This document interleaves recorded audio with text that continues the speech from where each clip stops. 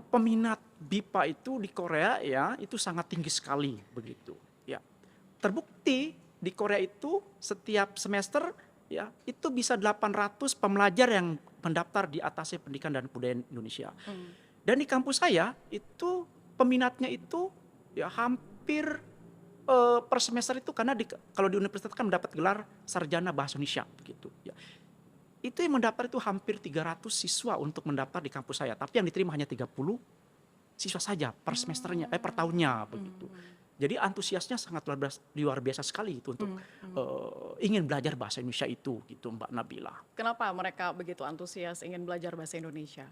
Ya, faktor yang paling utama itu adalah faktor ya bisnis dan karir sebetulnya. Kalau di Korea Selatan ya, karena setelah saya wawancara ya, terus saya lihat dari prospek pembelajaran dan sebagainya gitu ya, mereka itu ternyata ya ketika lulus ya dari universitas ya terutama di Departemen Malay ini, ketika mereka itu lulus menguasai bahasa Indonesia dengan baik dan benar ya, peluang terima bekerja di perusahaan-perusahaan Korea yang ada afiliasi dengan Indonesia itu lebih besar, 99% diterima.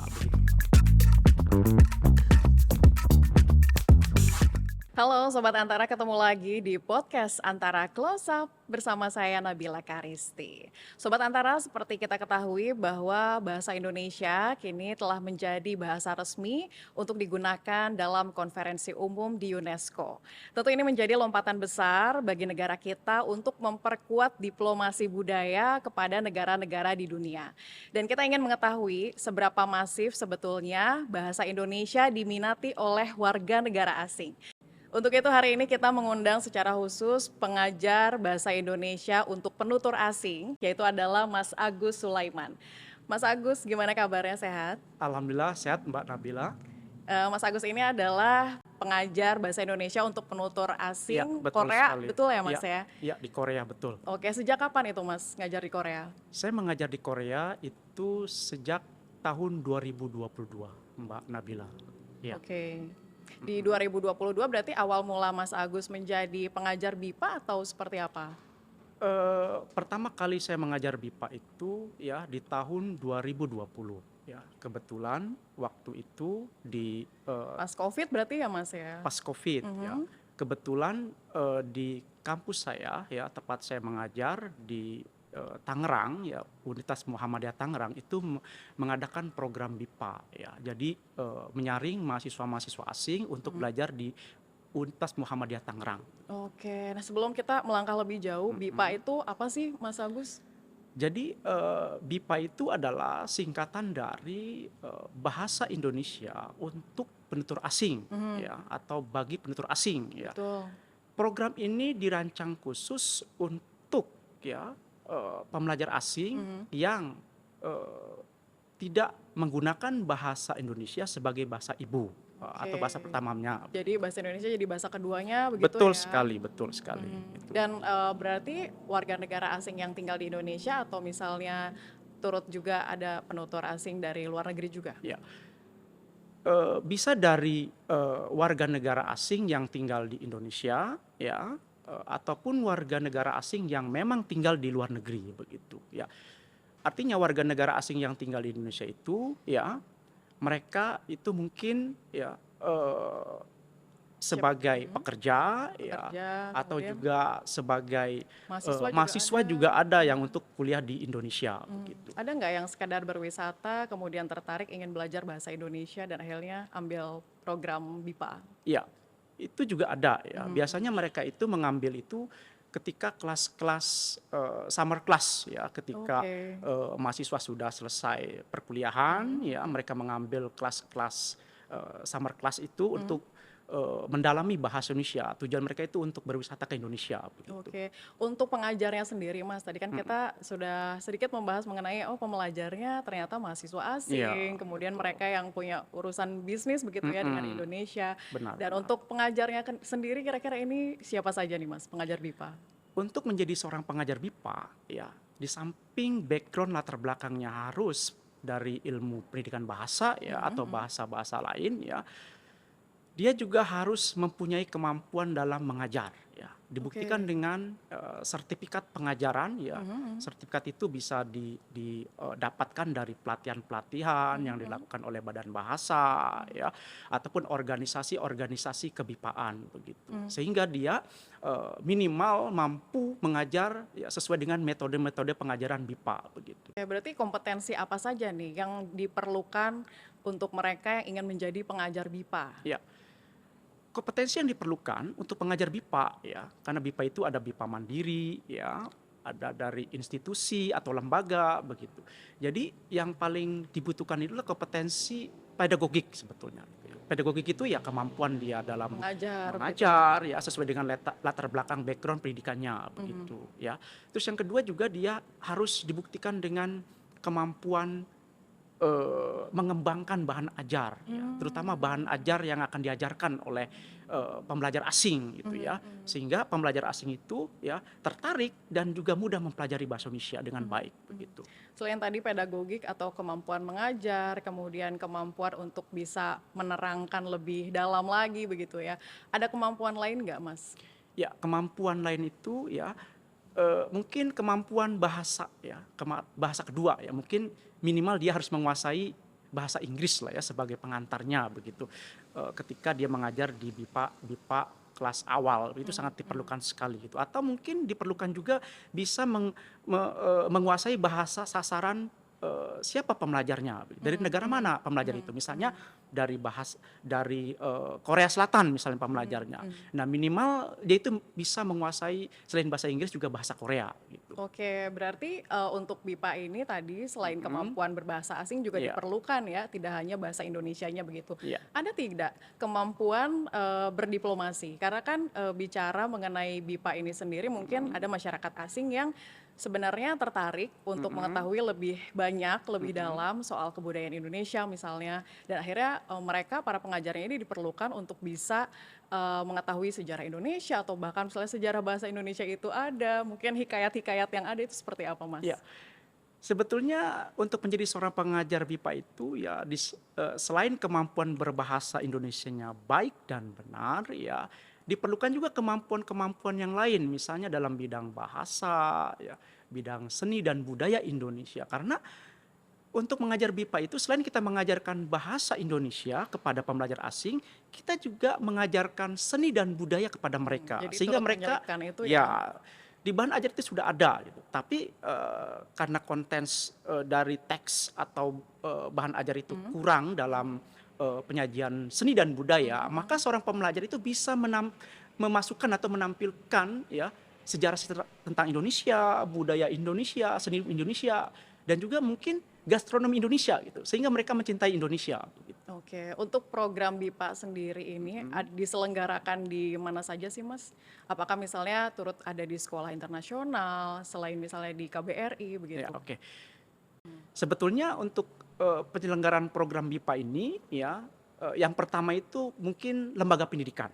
Nah, jadi di lembaga pendidikan itu seperti di universitas, ya banyak seperti di Indonesia itu universitas-universitas yang menyelenggarakan kebipaan, termasuk UI, nah itu ya Mmm, yang paling banyak mhm diminati gitu ya, mhm atau kampus-kampus yang besar itu ya, dan juga kampus-kampus swasta juga ada juga yang menyelenggarakan program BIPA ya. Selain itu juga ada lembaga pemerintah ya, mungkin melalui Badan Bahasa gitu. oke, Tujuannya untuk diplomasi mmm, begitu ya. mmm. Selain itu juga ada perusahaan-perusahaan asing. Perusahaan-perusahaan Ah, asing juga ya, ya? perusahaan-perusahaan asing yang ada di Indonesia. Mmm, Mereka juga membuka kelas-kelas ya, kelas-kelas BIPA begitu. mhm Tujuannya mhm. apa? Tujuannya adalah untuk para pekerjanya, terutama warga negara asing itu Mhm. bisa belajar bahasa Indonesia sehingga memudahkan berkomunikasi untuk rekan-rekan kerjanya begitu. Oke, berarti memang, BIPA ini juga berarti sangat dibutuhkan ternyata untuk, para penutur asing Ya, yang tinggal di Indonesia betul begitu ya, sekali, Mas, ya? sangat-sangat dibutuhkan Mhm. sekali. Untuk, level-levelnya sendiri ada nggak sih ketika misalnya penutur asing kemudian tertarik untuk belajar bahasa Indonesia dan mungkin ada tes tersendiri tidak nih untuk bisa menentukan level-levelnya? Oke, kalau di universitas ya, biasanya itu sudah ditentukan level-levelnya begitu ya. contoh di KBRI Korea Selatan, di atas pendidikan kebudayaan itu memang ada pendaftaran. Nah, pendaftaran itu ya diumumkan ya di website Pospika Seoul ya. Terus di situ nanti dilakukan tes. Nah, di tes itu bisa kelihatan gitu. Nanti pembelajar ini akan ikut di level berapa gitu. Oke. Apakah dia di level 1, 2, 3 sampai 7 begitu. Sesuai dengan kemampuan dia mengerjakan soal-soal tes itu. Untuk di level 1 berarti level sangat dasar Di ya? level 1 itu sangat dasar sekali ya. Level 1 itu karakteristiknya adalah pembelajar itu mempelajari bahasa yang sangat sederhana, misalnya memperkenalkan diri, Mhm, mhm, keluarga, ya. mhm, Jadi kosakata-kosakata sederhana saja mhm, begitu ya. mhm, Itu level 1. Sampai ada level menengah ya, mhm, level menengah itu sudah kosakata sangat kompleks ya, dan level menengah ini mungkin bahasa Indonesia sudah baik. Tapi juga ada level level lanjut ya, atau C1, C2. Itu juga ya sudah sangat tinggi, atau BIPA mahir itu ya. Itu sudah sangat kompleks ya. Dia sudah eh, memahami ya mhm, tata bahasa mhm, mhm. ya, struktur bahasa Indonesia dengan baik dan benar, bahkan menganalisis wacana dan teks Mhm, dan wacana sastra juga mhm. gitu ya. Ada tidak pengalaman, ketika, salah satu pembelajar ya atau murid dari BIPA, mereka sudah tinggal lama nih di Iya, iya. Indonesia dan begitu mahir untuk berbicara bahasa Indonesia dengan kosakata sehari-hari kita begitu ya, Mhm. artinya yang non formal begitu. Kemudian, mereka tapi masih sulit untuk mengidentifikasi ternyata ada bahasa-bahasa formal yang perlu dipelajari dan ini ternyata harus belajar di BIPA. Itu Iya, seperti apa? iya. Memang ada juga ya kan pembelajar asing ya yang apa namanya kesulitan ya Mhm, dalam, terutama dalam kosakata, karena mhm. kosakata-kosakata ini mungkin mengalami perubahan-perubahan begitu ya.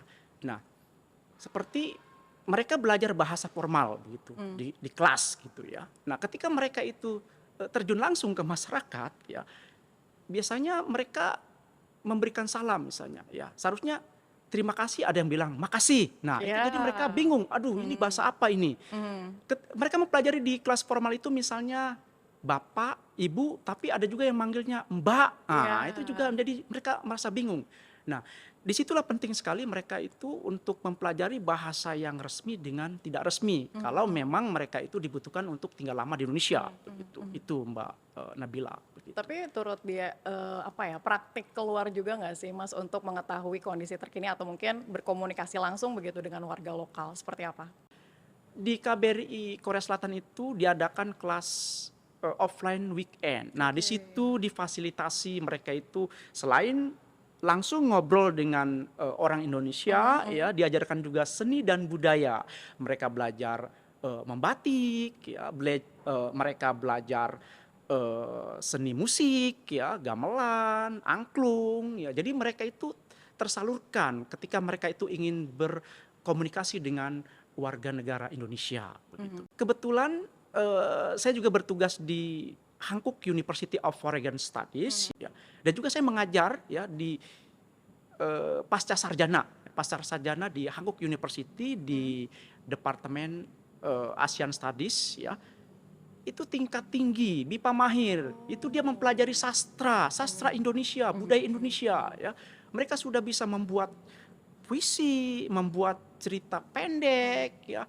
Bahkan dia sudah bisa meneliti tentang budaya dan bahasa Indonesia itu kalau di Seberapa Korea Selatan. masif sih Mas, jumlah peminat BIPA di Korea pada saat itu?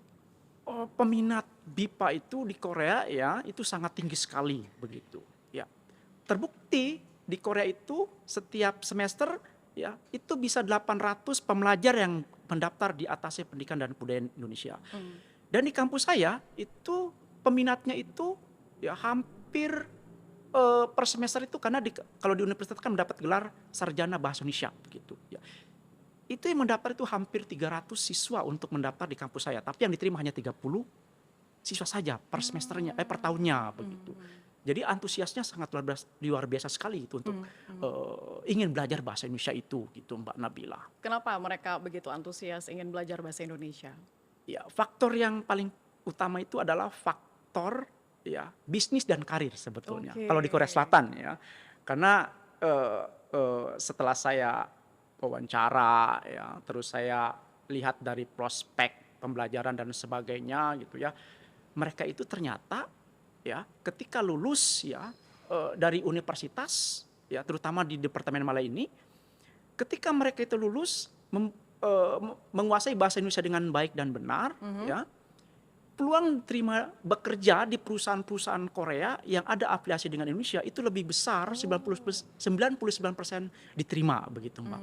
Itu sebetulnya Mbak itu. Jadi artinya sertifikasi bahasa Indonesia di Korea itu memang sangat dibutuhkan berarti ya Mas ya, terutama bagi mereka yang ingin mungkin untuk menempuh jenjang karir yang lebih baik Iya begitu ya betul Mas ya? betul betul betul. Karena banyak sekali ya pekerjaan-pekerjaan seperti penerjemah di perusahaan-perusahaan Korea ya yang berafiliasi di Indonesia gitu. Diplomasi Indonesia dengan Korea itu sangat erat sekali sehingga banyak juga turis-turis Indonesia yang ke sana gitu. Nah, itu peluang-peluang yang mereka ambil begitu untuk untuk mengembangkan karir dia gitu di dalam proses pekerjaan begitu, Mbak. Ya. Mengingat juga memang Korea Selatan rasanya digandrungi juga ya Iya, untuk iya. oleh masyarakat Indonesia begitu terhadap Korea Selatan, baik itu filmnya, dance-nya, kemudian bahkan bahasanya, Iya, iya. tempat-tempat pariwisatanya. Maka mungkin tidak heran juga ternyata bahasa Indonesia menjadi hal yang mungkin prestis tersendiri bagi warga negara Korea untuk bisa Betul sekali, menguasai bahasa betul Indonesia. sekali, betul sekali. Ya. Untuk tes-tesnya sendiri ada nggak sih? Kan tadi Masnya menyebutkan bahwa ada 7 tahapan begitu ya untuk level dari BIPA ini Ya, sendiri. ya. Untuk ujian menuju ke level-level selanjutnya ini seperti apa sih Mas? Ya. Mungkin tesnya itu bisa dilakukan di tengah semester ya, UTS, ya, ada juga ujian akhir semester, dan yang paling akhir itu adalah membuat karya lomba BIPA, membuat karya. Mereka diwajibkan membuat karya BIPA, ya, bisa tentang sastra, ya, atau mereka membuat blog tentang Indonesia, wisata Indonesia, ya, promosi budaya Indonesia. Nah, kita bisa dilihat di situ kemampuan dia berbahasa. Nah, di situ bisa kita lihat ya, apakah dia nanti mahasiswa itu atau siswa atau pembelajar itu bisa naik tingkat ke level berikutnya begitu. Ya. Untuk naik ke level berikutnya itu berapa lama waktu yang bisa ditempuh? Karena sistem di KBRI ya, di Atikbud RI Korea Selatan itu membuka setahun 2 kali ya, jadi satu semester genap dan ganjil gitu ya.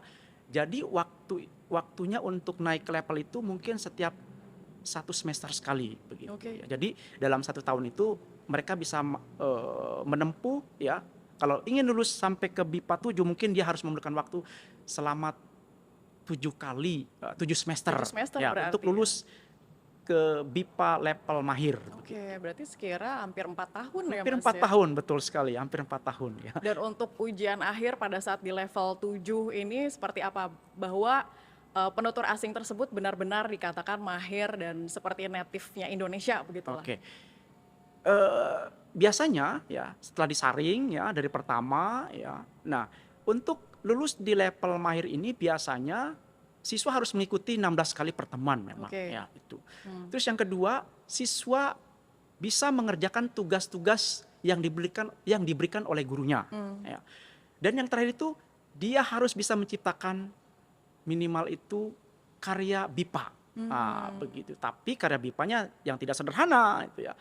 Dia bisa membuat cerita pendek ya, dia bisa membuat tulisan esai ya. Nah, di situ kita bisa nilai apakah dia itu lulus dengan baik atau hanya lulus saja. Gitu.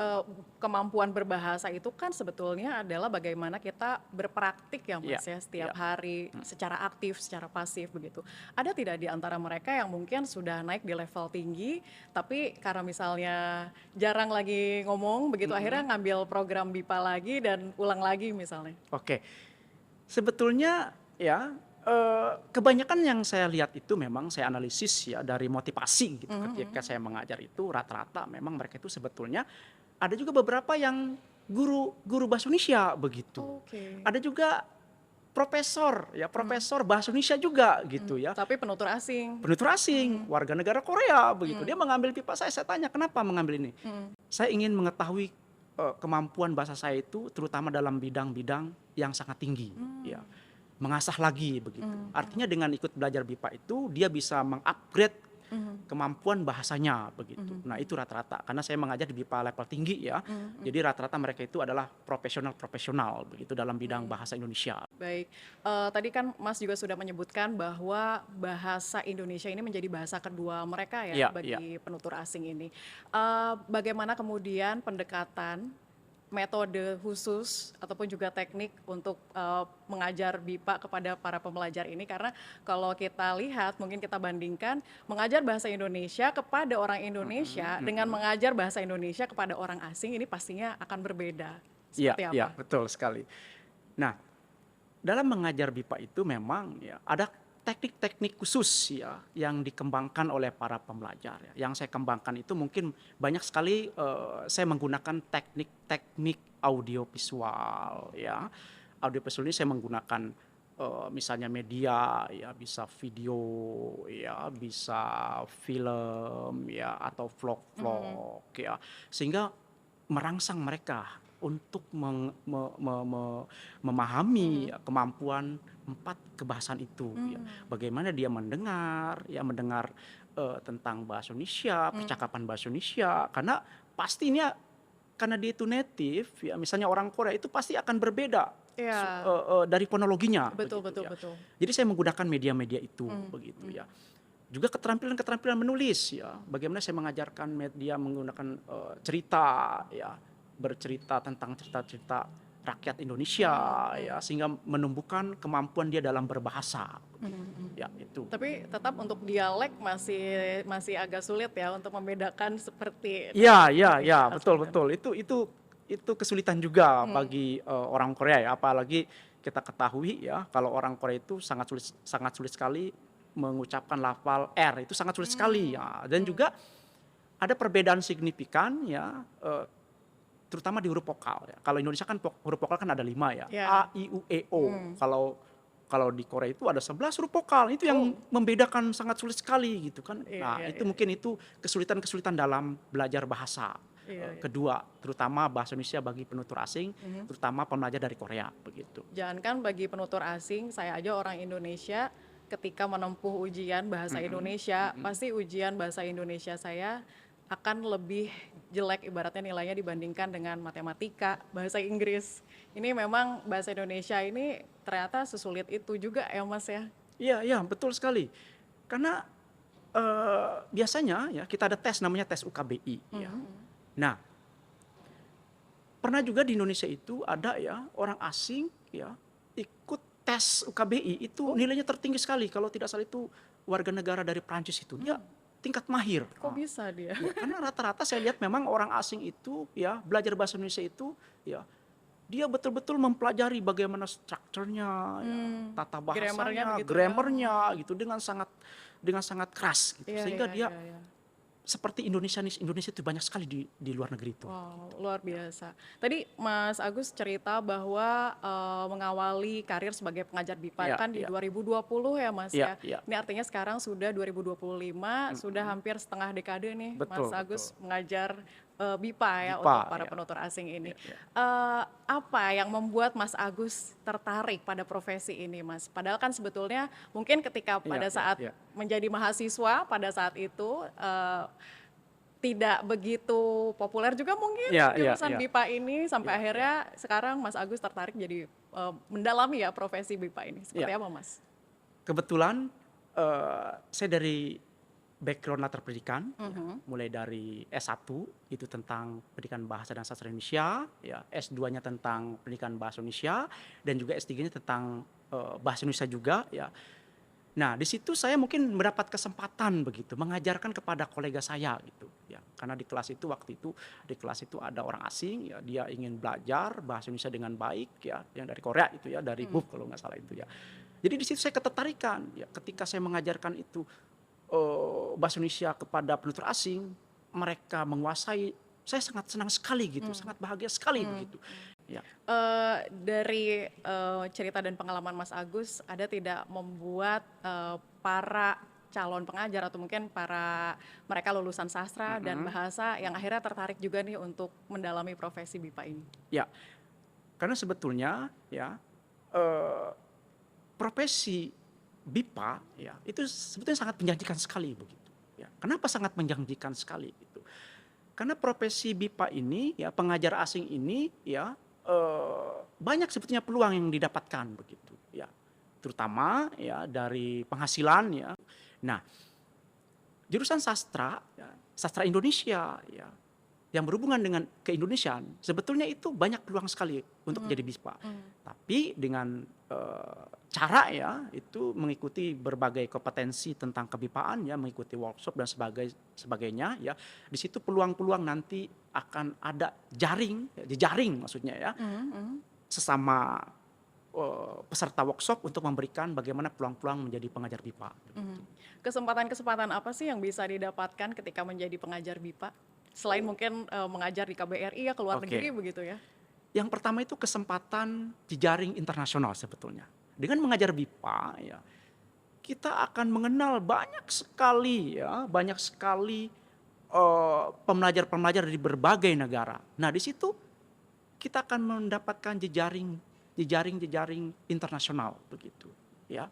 Itu akan memudahkan kita gitu ketika kita akan pergi ke suatu negara ya, ketika ada mahasiswa kita ya yang kita pernah ajar ya, itu bisa membantu kita ya itu untuk mengelilingi negaranya atau berkunjung ke negaranya. Itu yang pertama. Terus yang kedua ya, keuntungan apa lagi? Keuntungannya adalah kita bisa mengupgrade kita, bahwa kita itu bisa menjadi pengajar yang baik profesional dalam bidang kebipaan.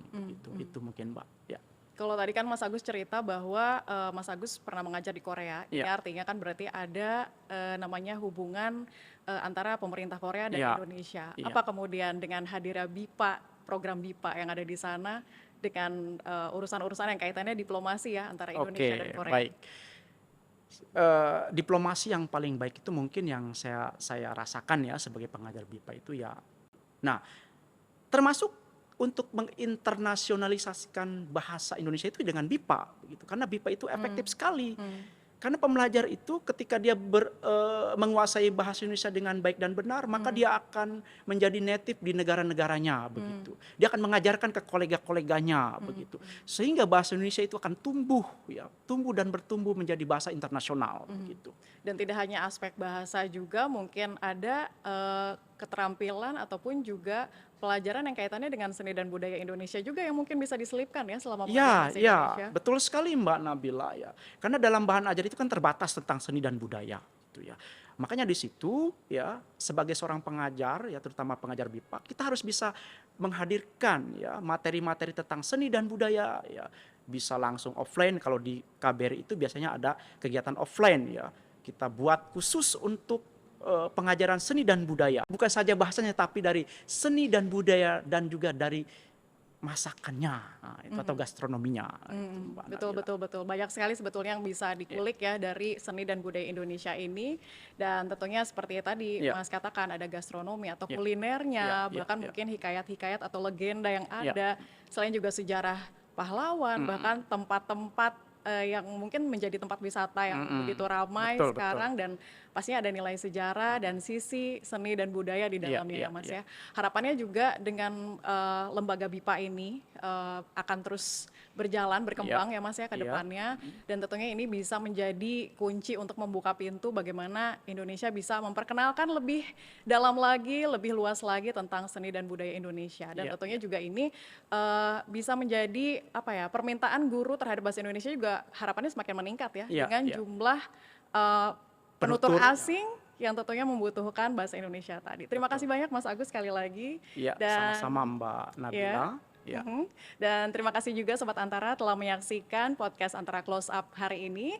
Jangan lupa untuk menyaksikan podcast kami menarik lainnya hanya di antaranews.com dan kanal YouTube Antara TV Indonesia. Saya Nabila Karisti pamit, sampai jumpa. Sampai jumpa, terima kasih.